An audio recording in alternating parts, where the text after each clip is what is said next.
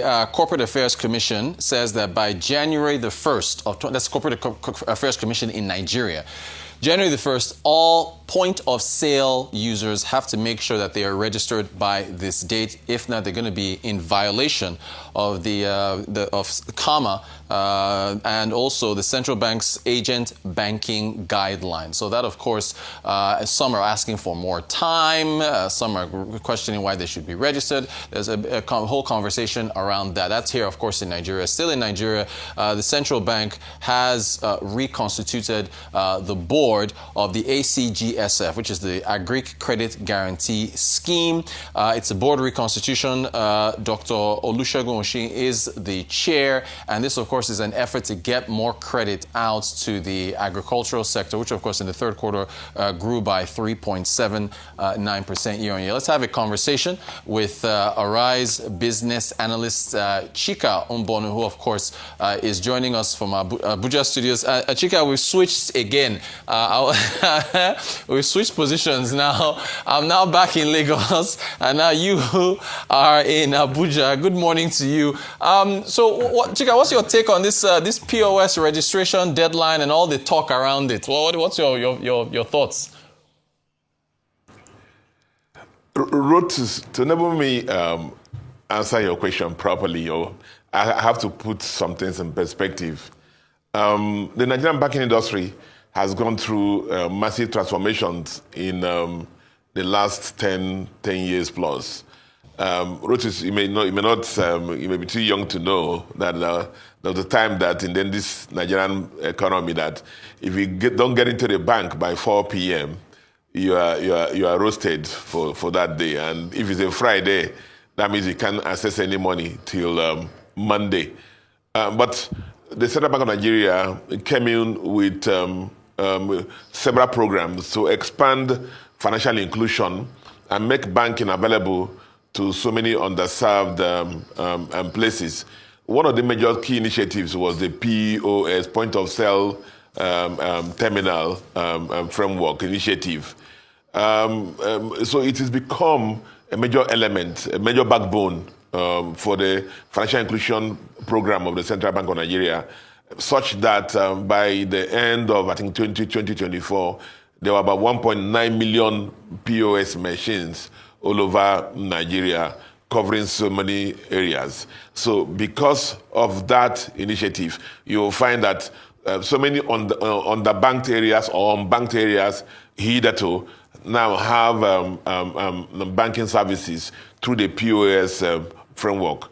But despite the advantages that have come with the initiative of point of sale terminal initiatives, what has happened is that some good things come with bad things. They have come with so much elements of fraud, irregularities, and so much hurt to the financial system, such that in 2023, NIB, Nigerian Interbank Settlement System PLC, has attributed a substantial share of the fraud in the banking system to POS and web channels. So you see the perspective that this came good, but it came with so many things. So it became necessary, therefore, for the system, the framework to be regulated and formalized. But you see, the other aspect of it is that, based on the CAMA, which you made reference to, 2020 Act, it becomes illegal that you don't run businesses without registration. So now what's happened now is that the Corporate Affairs Commissioner said that all businesses must be registered to operate in Nigeria, and that's why that deadline has come into play. But the problem is this, Rotus. The problem is this, that as you know, it's more difficult to renovate a house that people are living inside already. It's very difficult. Just like Nigeria, after pushing out almost 100 million SIM cards, that's when we thought about registering SIM cards, and we know what came out of it. Now, 1.92 million POS out there now, we need to regularize them and formalize them. And that's very important, because other geographies that we reviewed nobody operates this kind of business without any formal registration, either by the central bank or the Corporate Affairs Commission in those geographies. So this is very important for our system. But the issue, therefore, is how do you balance it? How do you balance it in such a way that people are, this is how operating in so many rural areas without the P.O.S. system, there'll be no banking. So if you push this aggressively, and force people into the deadline, what will happen is that a lot of people, areas that now have financially included, will have those services. But is that enough to say this will not be done? Of course, this is not enough. This has to be done. Remember also that the issue of protecting the financial system has led Central Bank in October 2025 to come up with additional policies for the monitoring the P.O.S. framework. Remember the geotagging, the geofencing framework, because we know, Rotus, that so many stories have come out from our citizens on how they have been oppressed using POS machines. Legal and illegal people have used POS machines to extort from Nigerian citizens. And also, if you geofence and geotag a POS, it means that major issue, which is traceability, in the sense that if a fraud is committed with a POS, you can actually trace where the POS came from. And a POS machine cannot operate more than 10 meters outside where the area which is registered. So summary of what I'm trying to tell you is this, that we can't operate in a lawless society. The the Corporate Affairs Commission has said that this has to be registered, but the deadline of January 1, 2026 is a bit close. Let me share with you a little more what some other geographies have done.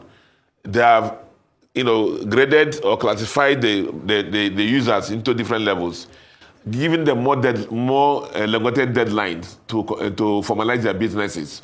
And then for some other people also, that in completing your business with a Corporate Affairs Commission is going to be expensive. So some people in the rural areas have been given waivers of the cost or reduced costs to enable them register. In that way, the gains, the pluses that have come from financially including a lot of our citizens through POS scheme will not lose it. But at the same time, will gain the formalization of the POS scheme and reduce the fraud and extortions and the irregularities that have arisen from that noble scheme. Chika, this is why we have you on the show. Thank you so much for the breakdown. You even preempted my next question as to whether the deadline was a little close. We've got a couple minutes. I want to quickly get your thoughts, Chika, on the reconstitution of the agricultural credit scheme, the board, the reconstitution of the board by the Central Bank of Nigeria, and trying to get more credit out to players in the agricultural sector, particularly farmers. Yeah, Rotis, thank you for that question. The Agricultural Credit Guarantee Scheme Fund, is timely. Remember, this fund has actually been set up since 1977. But look at it, Rotis. Agriculture contributes about 1/5 of our Nigerian GDP, employs so many citizens there. But listen, the bad news, the low news, the sad news is that less than 5% of the gross lending loans in the banking system goes to agriculture. Now, so this agricultural credit guarantee scheme was set up to de-risk the banks, encourage them to go and lend to that sector, and cover their risks up to 75%. That's the thing. So if you give 100 naira loan to a farmer, and the scheme covers you up to 75 naira in case you have any losses, still, that incentive has not been enough for a lot of banks, financial institutions, to foray into that agriculture because of the problems there. Even currently, agriculture in Nigeria is mostly subsistence. Look at the issue now. You can have your farm now, and the next thing,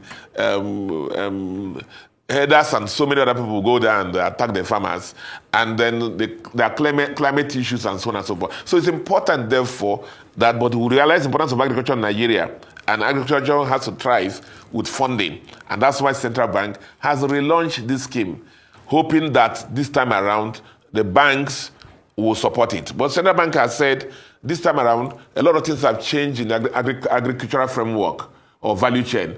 Let's incorporate the microfinance banks, the fintechs, group lending, cooperatives, and others, smallholders, so that women, school youths, smallholder farmers can gain from this scheme. And once they have more money, maybe the production in the system will increase, and agriculture will continue to produce the food that we can eat in our country. Arise business analyst Chika Mbonu joining us live from our Abuja studios. Chika, as always, thank you so much for your insights. Really appreciate you joining us this morning.